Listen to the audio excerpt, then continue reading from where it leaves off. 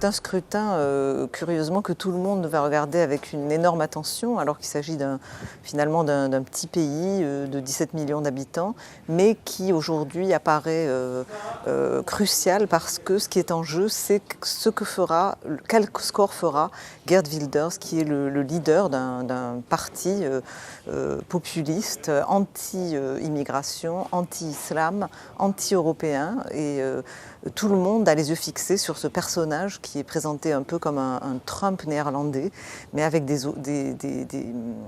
idées encore plus dures sur l'islam, puisqu'il veut interdire le Coran, interdire les mosquées aux Pays-Bas, et qu'il véritablement remet en cause tout le consensus néerlandais depuis des décennies. Il faut se dire que gagner aux Pays-Bas, c'est pas gagner comme partout ailleurs, puisque c'est un système politique extrêmement fragmenté. On a plus de 28 partis qui sont en lice aujourd'hui, et personne ne peut imaginer avoir une majorité pour gouverner.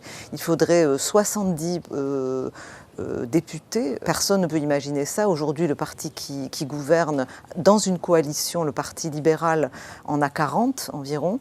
Et donc ce parti, visiblement, va perdre beaucoup parce qu'il est justement accusé de ne pas avoir été suffisamment ferme sur cette question de l'identité. Il y a une vraie malaise identitaire aux Pays-Bas.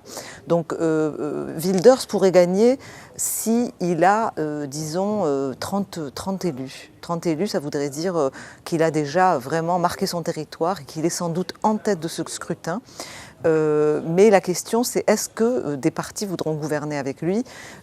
Pour l'instant, aucun parti aux Pays-Bas ne dit vouloir gouverner. Enfin, tous disent non, on ne gouvernera pas avec Geert Wilders, ces options sont trop extrêmes. Mais évidemment, la question qui se pose, c'est s'il a par exemple 40 élus, est-ce que les autres partis ne seront pas obligés de revoir leur copie, puisque cela traduirait un très très gros malaise dans ce pays qui pensait avoir inventé un modèle multiculturel, mais dont on voit bien que ce modèle est mis à mal aujourd'hui.